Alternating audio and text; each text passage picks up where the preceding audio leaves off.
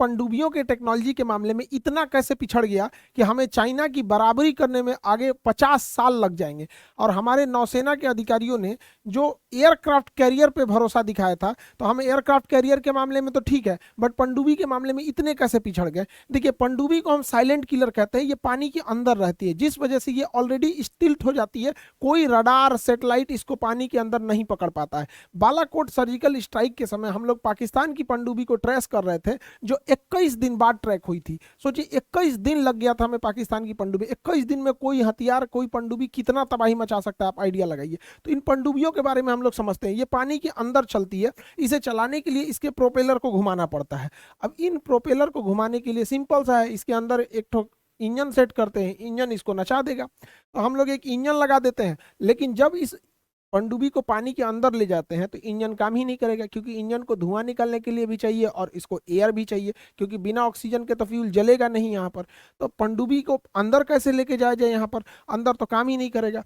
तो फिर सोचा गया कि चलिए हम एक डीजल इंजन लगाते हैं, क्योंकि पेट्रोल इंजन में तो उतना पावर होता नहीं है, डीजल इंजन में ज़्यादा पावर होता है। तो एक डीजल इंजन लगाते हैं, पनडुब्बी को आधा ऊपर रखते हैं और यहाँ ले आके यहाँ से ऊपर ऑक्सीजन ले लेंगे, धुआं छोड़ देंगे यहाँ पे, पनडुब्बी चालू हो जाएगी, काम करना लग जाएगा, इंजन तो काम ही कर देगा। लेकिन आप बताइए, जब यही करना था तो फायदा क्या है, तो काम तो शिप भी कर सकता था। पनडुब्बी का मेन काम है नीचे जाना, नीचे गया तो ऑक्सीजन खत्म, यहाँ पर ऑक्सीजन बिना इंजन चल ही नहीं सकता है यहाँ पे। तब क्या किया जाएगा, तब इसके लिए हाइब्रिड टेक्नोलॉजी लाया गया। हाइब्रिड टेक्नोलॉजी में पनडुब्बी को सतह के ऊपर लाया गया और डीजल इंजन चालू किया गया। डीजल इंजन चालू करके इसके अंदर बिजली बनाया गया, उस बिजली से बैटरी को चार्ज किया गया। तो बैटरी चार्ज हो गई। अब इस बैटरी के दम पर जब इसको अंदर जाना हुआ तो इंजन बंद करके अंदर चला गया और अंदर इसको बैटरी के दम पे ले जाया गया। यानी हाइब्रिड सिस्टम है, डीजल इंजन भी काम करेगा, बैटरी चार्ज होने के बाद पनडुब्बी अंदर चली जाएगी। यानी अंदर जाने के बाद पनडुब्बी डीजल इंजन पे नहीं चलती है, बल्कि वो बैटरी से चलती है। इसका दो फायदा होता है, एक तो भैया अंदर में डीजल इंजन चल ही नहीं पाएगा, दूसरा ये होता है कि बैटरी से चलने पर बहुत साइलेंटली चलती है। इसलिए इस पनडुब्बी को चलाने के लिए हमें एक डीजल इंजन चाहिए और बहुत ज्यादा मात्रा में बैटरी चाहिए। इसीलिए हम इन पनडुब्बियों को डीजल इलेक्ट्रिक बैटरी कहते हैं, ये पनडुब्बी कहते हैं, क्योंकि इसमें डीजल भी चाहिए और इलेक्ट्रिक भी चाहिए। तो डीजल इलेक्ट्रिक बैटरी कहते हैं। बाहर आके डीजल इंजन चालू किया, बैटरी चार्ज करके अंदर चला गया। इसकी बैटरी इसे 2 दिन तक चला सकती है, तो 2 दिन तक ये आराम से चल सकता है। लेकिन हर 2 दिन के बाद इसे ऊपर आना पड़ेगा कुछ घंटों के लिए, 4-5 घंटे के लिए आएगा और उसी में ये अपना डीजल इंजन चालू करेगा। ऊपर आएगा, डीजल इंजन चालू करेगा, बैटरी फुल चार्ज हो जाएगी, फिर ये अंदर डीजल इंजन बंद करेगा और अंदर चला जाता है यहाँ पे। इसीलिए इसे डीजल इलेक्ट्रिक पनडुब्बी कहा जाता है। लेकिन इसकी एक खराबी है, जब हर 2 दिन के बाद ये इसे बाहर आना पड़ता है चार्जिंग के लिए, तो ऊपर आता है चार्ज करने के लिए, एग्जॉस्ट करेगा ये सब, तो ये रडार के पकड़ में आ जाता है। तो रडार के पकड़ में आने के बाद ये स्टिल्थ नहीं रह जाता है। जब तक ये चार्ज करेगा, सैटेलाइट या रडार देख लेंगे सब, दुश्मन आ जाएगा। अगर दुश्मन आ गया, अब ये भागते भागते कि कुछ एरिया में घेरा जाएगा यहाँ पे, तो इसे मरने की संभावना बढ़ जाती है। तो इसे छुपाना जरूरी था। तो छुपाने के लिए ना स्नॉर्कलिंग टेक्नोलॉजी का यूज किया गया। स्नॉर्कलिंग टेक्नोलॉजी में क्या होती है, पूरी पनडुब्बी को बाहर नहीं निकाला जाता है, बल्कि एक छोटा सा पाइप बाहर निकाल देते हैं। ये छोटा सा पाइप क्या करता है, स्नॉर्कलिंग टेक्नोलॉजी के तहत बाहर निकलेगा और यहाँ से ऑक्सीजन लेगा और वो ऑक्सीजन सक करके इंजन चालू कर देगा और एग्जॉस्ट छोड़ देगा यहाँ पर। खैर, एग्जॉस्ट छोड़ना तो नॉर्मल है, अंदर भी छोड़ सकता है, बबल से बाहर आ जाएंगे, बट इसे स्नॉर्कलिंग से प्रयोग कर सकता है। लेकिन आजकल के सैटेलाइट और रडार इतना खचरा हो गया है सब कि स्नॉर्कलिंग को भी पकड़ लेता है। अब ये स्नॉर्कलिंग पकड़ा जाएगी तो ये तो स्टिल्थ रही नहीं। तो पनडुब्बी की मेन खासियत होती है कि छुप के हमला करना, हर 2 दिन पे पकड़ा जाएंगे यहाँ पे, तो स्नॉर्कलिंग भी काम नहीं कर पा रहा था, जिस वजह से इसे पकड़ना थोड़ा इजी हो जाता है यहाँ पर। इसी के लिए हमें चाहिए एक ऐसा इंजन, ऐसा इलेक्ट्रिसिटी बनाने वाला चीज जो पानी के अंदर बिना ऑक्सीजन के ही इंजन इलेक्ट्रिक बता सके यहाँ पे। तो इसकी टेक्नोलॉजी बहुत देशों के पास थी, बट भारत के पास नहीं थी यहाँ पे। लेकिन भारत ने सक्सेसफुली इसे बना लिया। इस टेक्नोलॉजी का नाम है air independent propulsion system, AIP। Air independence propulsion system एक ऐसी मशीन होती है जो पनडुब्बी के अंदर लगा दिया जाता है और ये ऑक्सीजन और हाइड्रोजन का प्रयोग करके और इसके अंदर से ये इलेक्ट्रिसिटी बना लेती है। ये पनडुब्बी में काम कर रहे लोगों के बायोफ्यूल, उनके टॉयलेट, बायो टॉयलेट का भी प्रयोग कर लेती है यहाँ पे और उससे ये इलेक्ट्रिसिटी बना लेती है। और जब ये इलेक्ट्रिसिटी बना लेती है तो इसे बाहर आने की जरूरत ही नहीं है, अंदर ही अंदर बना लेती है, इसीलिए इसका नाम ही है एयर इंडिपेंडेंट, हवा से कोई मतलब नहीं है यहाँ पे। तो ये अपने ऑक्सीजन हाइड्रोजन जनरेट करके बना लेती है, और ये मशीन कहलाती है एआईपी टेक्नोलॉजी। अब एआईपी टेक्नोलॉजी के लिए बैटरी चार्ज करना है तो इंजन, डीजल इंजन चलाने की जरूरत नहीं है, तो बैटरी चार्ज करने के लिए पानी के अंदर ही एआईपी टेक्नोलॉजी से बैटरी चार्ज हो जाएगी। और जब ये बैटरी चार्ज हो जाएगी तो इसे बाहर आने की जरूरत ही नहीं है, एआईपी टेक्नोलॉजी से ही बिजली बनेगा, और बिजली इसके रखे अंदर की बैटरी सारी बैटरी कंपार्टमेंट को चार्ज कर देगा, तो इसे बाहर आने की जरूरत नहीं है। ये जो हर 2 दिन पे बाहर आ जाता था चार्ज करने के लिए बैटरी, अब इसे बाहर नहीं आना पड़ेगा, बल्कि 15 दिन तक इसकी कैपेसिटी होती है कि 15 दिन तक ये बाहर नहीं आ पाएगा। सोचिए, इतना खतरनाक हथियार मिसाइलों से भरा हुआ, 15 दिन तक कोई देश इसे नहीं ढूंढ पाएगा, वो भी समुंदर में, तो कहां से कहां तबाही मचा के चला जाएगा। रडार कुछ नहीं कर पाएंगे, सैटेलाइट कुछ नहीं कर पाएंगे यहाँ पे। तो भारत की डीआरडीओ ने इस एआईपी टेक्नोलॉजी को बना लिया है। दुनिया में बहुत सारे देशों के पास एआईपी टेक्नोलॉजी है, और एआईपी कई कैटेगरी का होता है। उसमें सबसे शांत ढंग से काम करने वाला, बिना वाइब्रेशन के, बिना शोर मचाए काम करने वाला जो एआईपी है, क्योंकि वाइब्रेशन करेगा ना तो सोनार में पकड़ में आ जाएगा, तो वो होता है फ्यूल सेल टाइप का।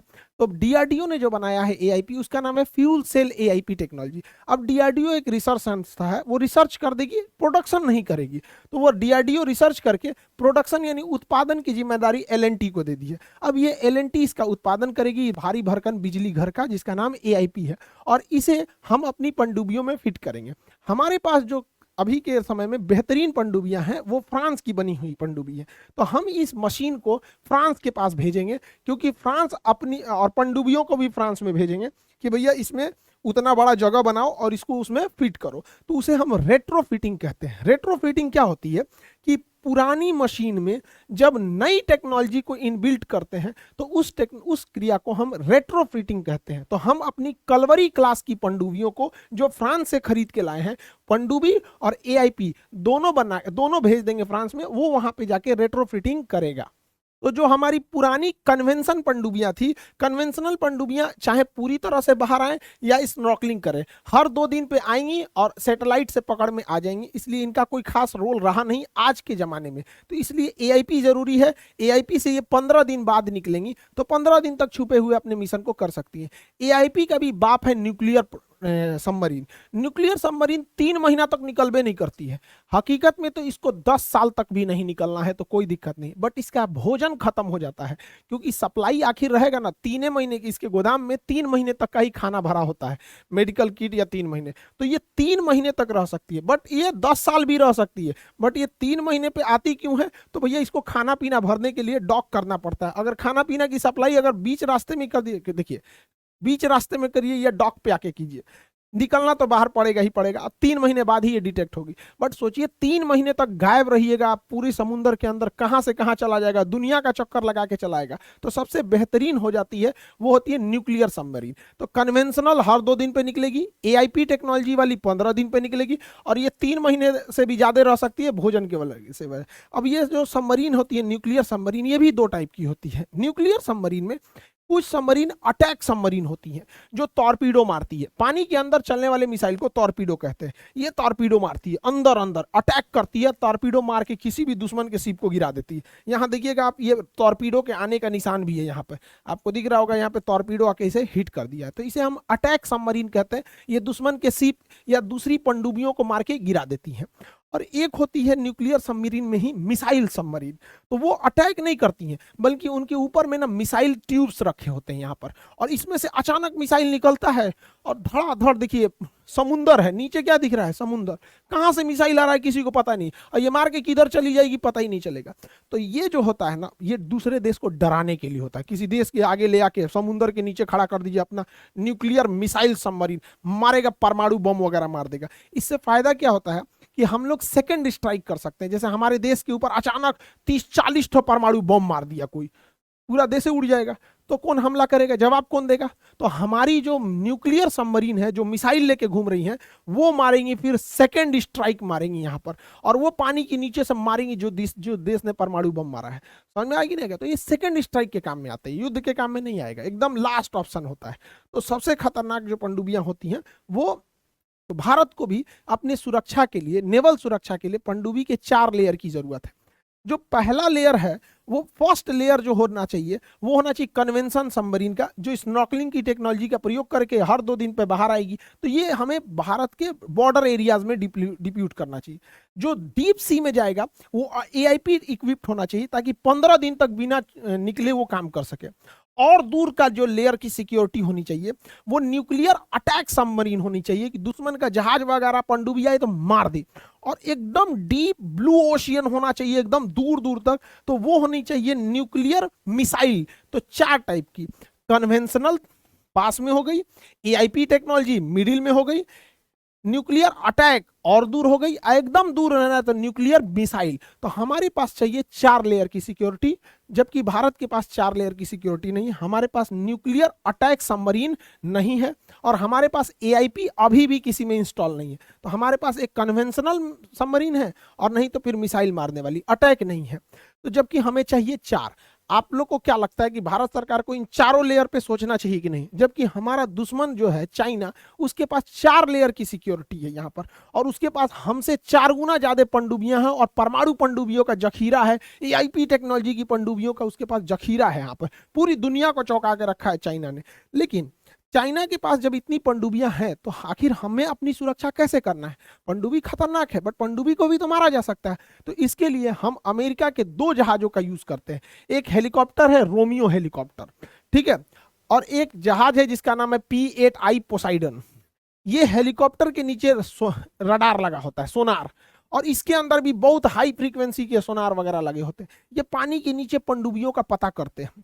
और अगर मान के चलिए इन्हें आभास हो जाता है कि नहीं गहराई पे शायद पनडुब्बी है, तो ये सोनो वॉइस नीचे गिरा देते हैं। इक्विपमेंट होता है एक ठो सोनो वॉइस, ये क्या करते हैं नीचे सोनो वॉइस गिरा देते हैं समुद्र के अंदर।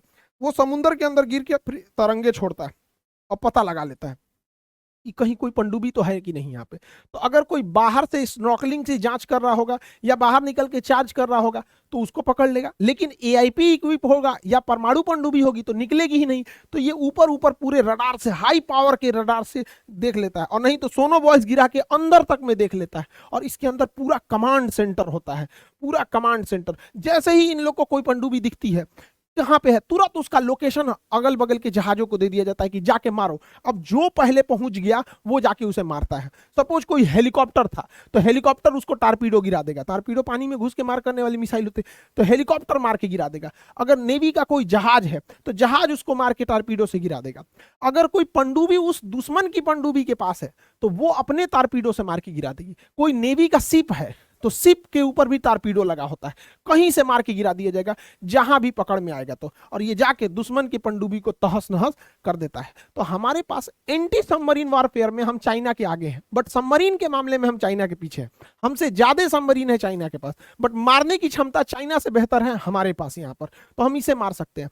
कई बार पनडुब्बियां काफी पास में आ जाती हैं तो उन पर टारपीडो नहीं काम करता है, एकदम पास में आ जाएगी। जैसे इंडियन नेवी का मान के चलिए जहाज है और नीचे अचानक कोई पनडुब्बी आ गई, तो उसके लिए डेप्थ चार्ज का प्रयोग किया जाता है। किसी भी डिस्ट्रॉयर, कॉर्बेट या फ्रिगेट जहाजों पे देखेंगे ऐसे गोल गोल सर्किल बना होता है।